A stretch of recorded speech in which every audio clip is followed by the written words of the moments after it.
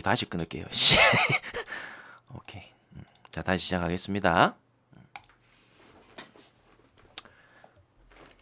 리즈하고 첼시. 자, 리즈가 시즌 개막하고 1승 1무를 가져가면서 현재 나쁘지 않습니다. 그죠? 자, 근데 올 시즌에 지금 현재의 이 리즈 유나이티드의 문제는 뭐냐면, 문제는 비엘사 감독이 딱 만들어 놓았던 그 전력들, 뭐 빌립스라든지 하피냐 이런 자원들이 떠나면서 요번 시즌 같은 경우에 돈을 굉장히 많이 썼어요. 그러면서 이 새로 영입한 자원들을 굉장히 많이 기용을 하고 있습니다. 자, 현재 리즈는 선발을 꺼내는 데는 큰 문제는 없어요. 선발 꺼내는 데는. 자, 1라운드하고 2라운드하고 리안 쿠퍼하고 아일링 주장 부주장이 둘 다 빠지는 상황에서 그 로빈 코우하고 스트라이크 주장 부주장 둘 다 백업 자원들이죠. 요 백업 자원들을 기용하면서까지, 자 들으세요, 주장 부주장 다 빠지고 얘네들 백업 자원들 2명 기용, 그리고 기존 주전들 4명 기용, 그리고 이번에 이적생 4명 기용, 요렇게 해가지고 필드 플레이어 10명을 돌렸단 말이죠. 근데 1승 1무면은 나쁘진 않아요. 나쁘진 않은데, 자, 문제는 여기서 파고들어야 될 문제는 뭐냐면, 지금 현재 꺼내들 수 있는 그러니까 최상의 카드가 딱 이 10명이 끝이라는 겁니다. 이 10명이. 단순히 우리 저기 유투 형님 뭐 벤포드 없음, 맞는 말이죠. 하지만 지금 벤포드가 중요한 게 아니에요. 이거는. 이적생들이 물론 이제 어느 정도 1000만 유로에서 2000만 유로급 어느 정도 검증이 된 친구들을 데리고 왔기 때문에 그래도 뭐 적당히 중하위권 팀들이랑 붙기에는 문제는 없어요. 하지만 첼시 같은 체급이 있는 팀들을 상대하기에는 체력적인 부담, 그리고 이 선수들의 기세 싸움에서도 밀릴 수밖에 없다 이거예요. 자, 이 꺼내들 수 있는 최상의 카드라고 제가 말씀을 드렸는데, 만약 전반전에 체력을 다 쓰고 후반전에 교체 카드를 써야 되는데, 제가 계속 말씀드리고 있죠. EPL 같은 경우는, EPL은 올 시즌에 교체 카드가 상당히 중요합니다. 왜냐? 원래는 이제 그 코로나 시기 때부터 교체 카드가 3장으로 바뀌었었는데 5장으로 바뀌었다 보니까 이 백업 자원들이 얼마나 그냥 단순히 백업이냐, 유스냐, 폼이 안 좋은 선수냐, 아니면은 주전급 선수냐, 이런 것들을 봤을 때 그래도 주전급들, 준주전급으로 꺼낼 수 있는 팀들이 유리하다 이거예요. 하지만 리즈 같은 경우에는 지금 10명이 꺼내드는 이 선수들이 딱 끝이야. 이거 이후로부터는 한두 명 정도는 뭐 지난 경기 보니까 이제 다니엘 제임스라든지 이런 애들을 교체 카드로 꺼내 들었더라고. 근데 한두 명 빼고는 나머지는 다 그냥 20대 그냥 쩌리 자원들, 그냥 키우려고 데리고 온 애들 있죠. 그런 애들이란 말이야. 그러면은 첼시가 뎁스가 굉장히 두터운 팀인데 과연 이걸 리즈가 버틸 수 있을까요? 나는 안 된다고 봐. 심지어 하나 더 얘기해 줄까요? 내가 지난 경기 때도 리즈는 분명히 이 교체, 백업 자원에서 문제가 있기 때문에 후반전에 무너질 가능성이 높다라고 했거든요. 자, 지난 경기 사셈이랑 붙었을 때 2대0으로 리드하고 있었거든요. 결국에는 후반 가가지고 이 교체 자원들 쓰고 나니까 2대2로 끝났잖아. 결국엔 무너진다고. 그래서 오늘도 리즈 같은 경우에는 무너질 가능성은 높습니다. 하지만 자 보세요. 순수하게 지금 전력 대 전력방으로 붙어도 리즈는 밀려요. 체력적으로도 굉장히 부담이 될 거고요. 자, 근데 첼시가 만약에 에버튼 경기 때처럼 굉장히 답답한 경기력을 보여주더라도 후반전 가서는 분명히 기회를 만들 겁니다. 혹시라도 전반전에 골을 넣었다? 그러면은 그 경기는 그냥 퇴근하셔도 됩니다. 리즈가 혹시라도 전반전에 리즈가 따라잡더라도 후반전에 따라잡을 가능성은 낮아요. 그래서 저는 뭐 첼시가 어차피 뭐 전력상으로도 굉장히 유리하고 뭐 예를 들어서 오늘 뭐 코바시치라든지 캉테, 알론소 이렇게 결장이 떠 있고 퓰리식도 물음표 떠 있는 상황이긴 한데 뭐 전력 꺼내 드는 데는 전혀 문제가 없어요. 감독 없는 건 괜찮나요? 그냥 찍어 바를 겁니다. 대신에 찍어 누르는 대신에 내가 말하는 거 이 찍어 누른다는 거는 점유율이고 대신에 첼시의 토트넘전 때는 안 그랬지만 에버튼전 때는 굉장히 답답했었거든요. 굉장히 답답했었는데 그래도 기본적인 상대 전적이라든지 그리고 아까 말씀드렸던 그런 백업 자원들에 대한 부분을 생각을 했을 때는 저는 그래도 첼시는 가져가야 된다라고 생각을 해요. 아시겠죠? 하지만 여기서 한 가지 말씀드릴게요. 자, 여기까지 설명을 들었을 때 어때요? 가져갈 만한 것 같습니까?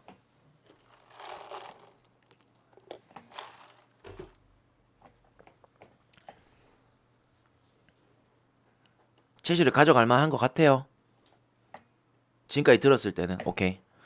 자, 소마형이 아직이요. 자, 첼시가 혹시라도 전반전에 득점을 하게 된다면 전반전에 리드를 하게 된다면 저는 개인적으로 후반전에 더 벌릴 가능성이 높다라고 봐요. 그리고 혹시라도 전반전에 뚫어내지 못한다고 하더라도 후반전에 뚫어낼 가능성이 저는 높다라고 봅니다.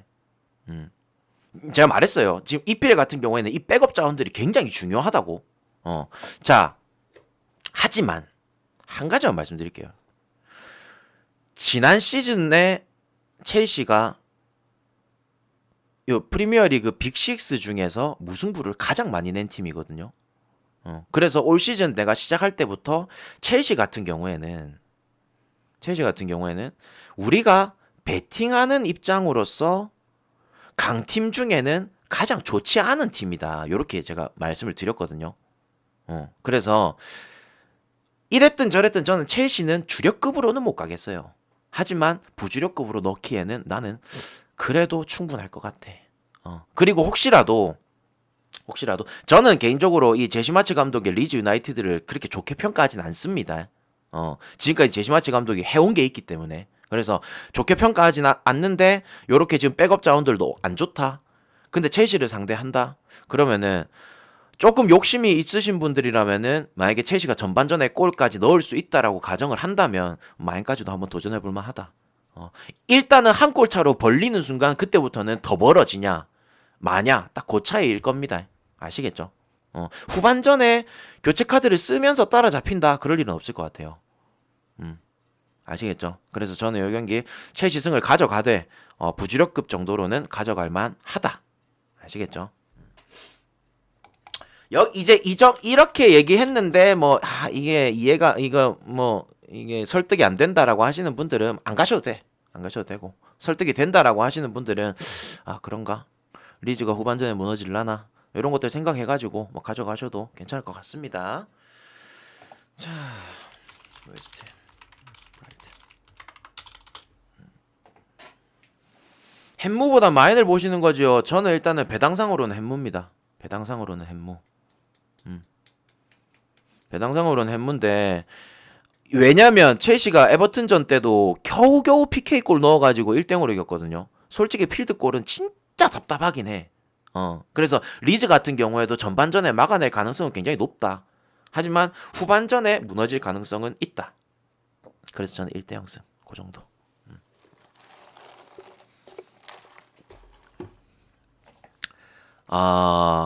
자, 이 경기는 개인적으로 저는 조금 조심해야 된다라고 봐요. 네. 제 생각에는 에스턴 빌라도 그렇고 웨스트햄도 그렇고 기본적인 순수한 전력방으로는 정말 괜찮은 팀이거든요. 정말 괜찮은 팀이고 심지어 올 시즌에 영입 보강까지 하면서 이 백업 자원들도 너무너무 괜찮아. 근데 문제는 에스턴 빌라 어제도 졌죠. 결국에는. 웨스트햄 지금 개막하고 나서 2연패를 했는데 단 한 골도 못 넣었습니다.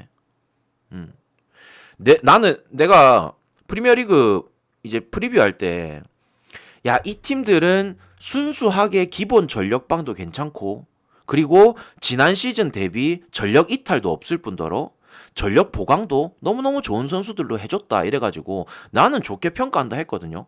근데 정신을 못 차리고 있어. 자, 그래서 일단 첫 번째는 웨스트햄은 믿지 못하겠다. 첫 번째입니다. 자, 그리고 하마님 오케이. 자, 그리고 웨스트햄 주중에 우리 유로파 베팅 했을 때 주중에 컨퍼런스 리그 플레이오프를 치르고 왔습니다. 체력적인 부분에서 정상은 아닐 거예요. 자, 하지만 이 웨스트햄은 말씀드렸다시피 지난 시즌 멤버들을 그대로 가지고 오면서 전력 보강도 된 상황이기 때문에 백업 자원들을 꺼내들면서 체력 안배를 하기에는 크게 문제는 없습니다. 자, 그래서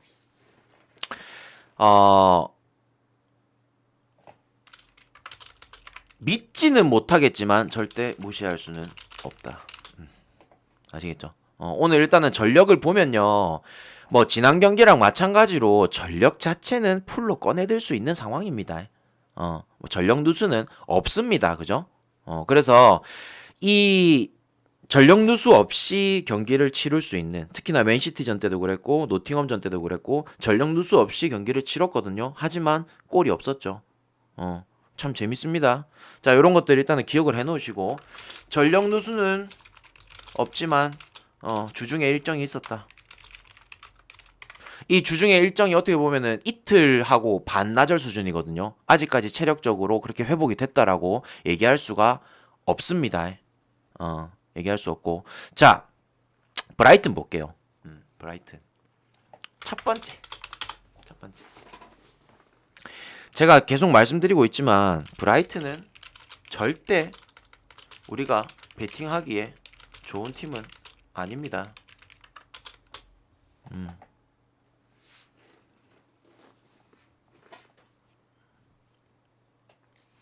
첫 번째는 이거예요.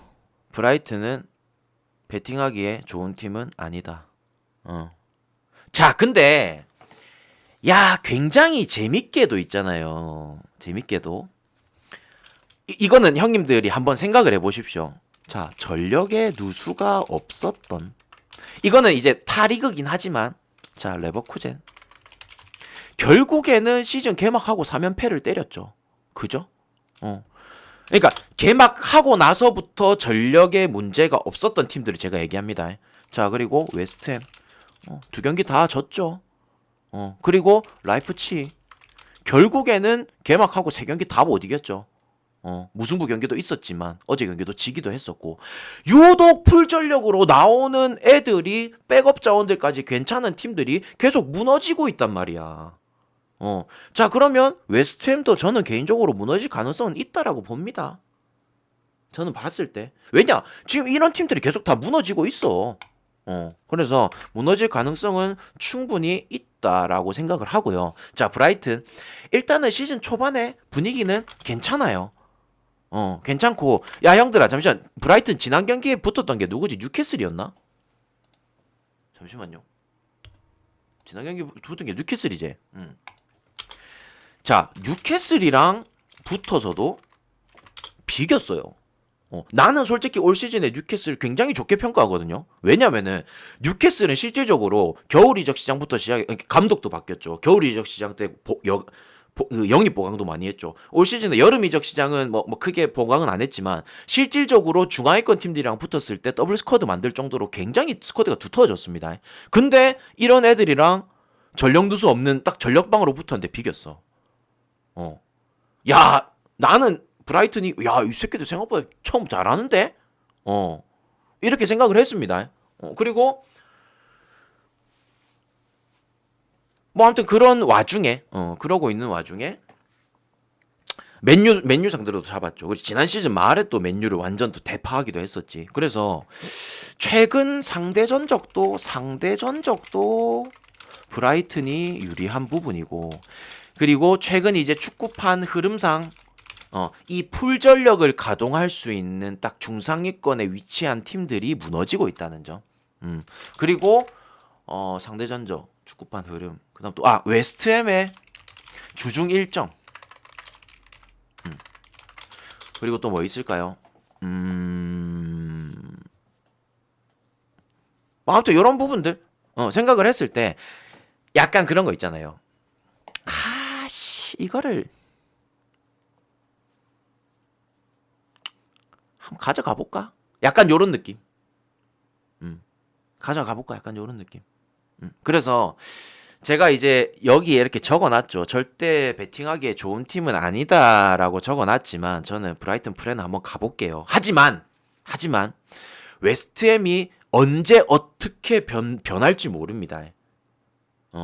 오늘 경기에서 진짜 잘해줄 수도 있어요. 그렇기 때문에 여기에 아까 전에 내가 적어놨던 그 팀들 있죠. 웨스트햄, 라이프치, 그다음 또 뭐 있었지? 레버쿠젠. 거기에 또 하나 더 있네요. 스타드렌. 자, 그래서 저는 이 경기 브라이튼 프렌은 가는데 무승부에다가 저는 웨스트햄 햄문은 낀가 갑니다. 왜냐면 확실히 불안감은 있어요. 브라이튼이 이 말이 무슨 말이냐면 유독 잘하는 팀, 기대되는 팀, 이런 팀들 상대로 잘 비볐다가 유독 그 다음 경기 존나 못하고 막 이런 경우들이 굉장히 허다해. 그래서 야, 브라이튼 다음 경기 누구야? 잠깐만요. 브라이튼 다음 경기 한번 볼게요. 누군지.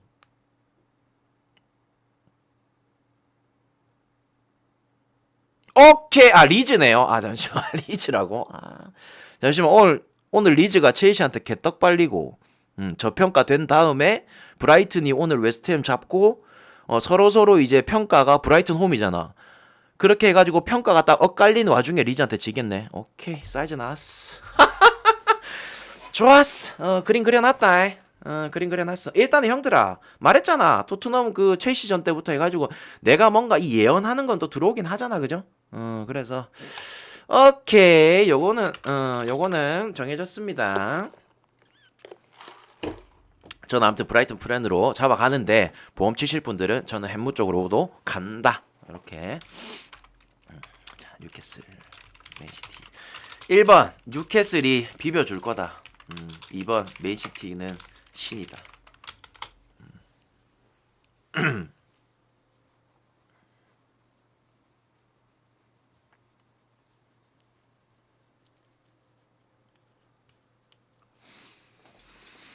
오, 12년차 팬이시라고요? 야, 딱 그 언제고 테베즈 시절 때네요, 그지?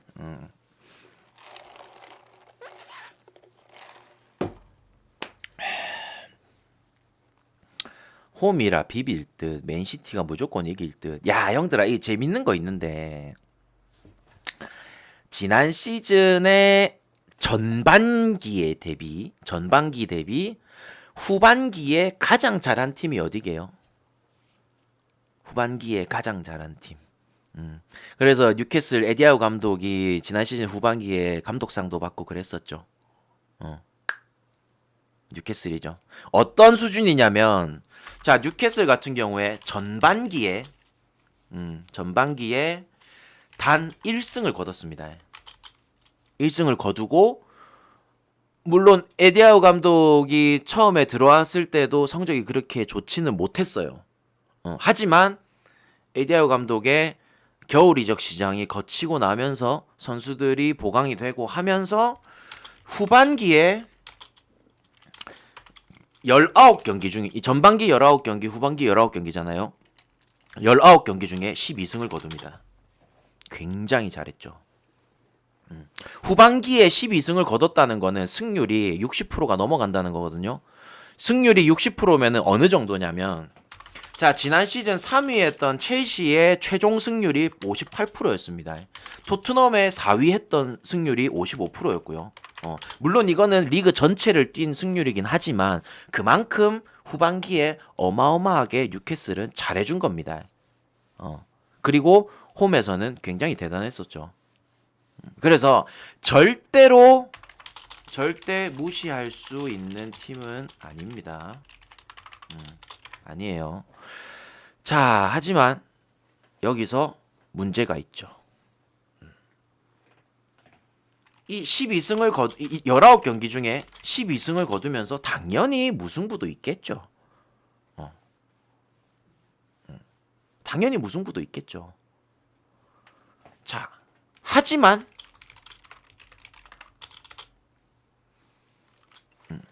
근데 19경기 중에 12승인 무승부가 뭐 예를 들어서 뭐 한 두세 개 있다, 세네 개 있다 하더라도 이 존나 잘한 겁니다, 이거는. 자, 문제는 뭐냐면, 요렇게 후반기에 정말 잘 달렸지만, 지난 시즌 1, 2, 3, 4위 강팀들한테는 다 졌습니다. 이게 힌트예요. 리버풀, 맨시티, 첼시, 토트넘 이 네 팀한테는 다 졌습니다. 힌트입니다. 뭐가 알겠습니까? 뭐가 알겠습니까?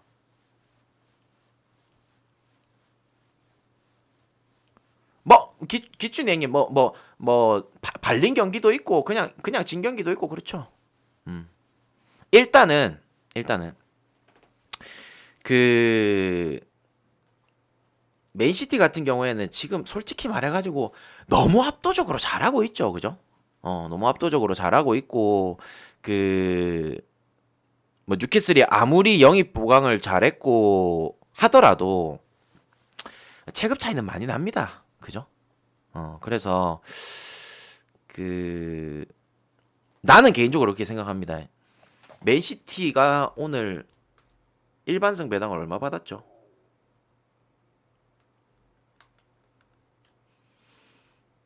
맨시티가 일반승 배당을 1.33을 받았거든요. 심지어 국내 기준으로는 지금 뉴캐슬 쪽으로 조금 몰렸어요. 배당이 오른 부분이야.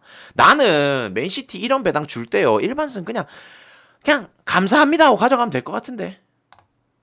지금 배당이 1.33이거든요. 나는 그냥 감사합니다 하고 가져가면 될 것 같아요. 솔직히 맨시티가 일반승 배당 이렇게 후하게 주는 게 그렇게 자주 있진 않잖아. 헨승이요? 저는 개인적으로 헨무 갑니다, 헨무. 저는 헨무 갈게요. 아시겠죠? 물론 헨승의 가능성이 굉장히 높죠. 헨승의 가능성이 굉장히 높겠지만, 하지만 이 뉴캐슬의 지난 시즌의 후반기의 흐름이라든지 기본적인 이제 뉴캐슬에 대한 평가 자체가 굉장히 바뀌었잖아요. 그래서 이제 예를 들어서 만약에 여기서 뉴캐슬이 조금 더 좋은 평가를 받기 위한 방법 중에는 야, 맨시티 상대로 한 골밖에 실점을 하지 않았다, 뭐 이런 것들. 특히나 이제 수비 쪽으로도 보강이 잘 된 뉴캐슬이기 때문에 저는 그냥 일반승만 솔직히 가져가도 배당 괜찮잖아.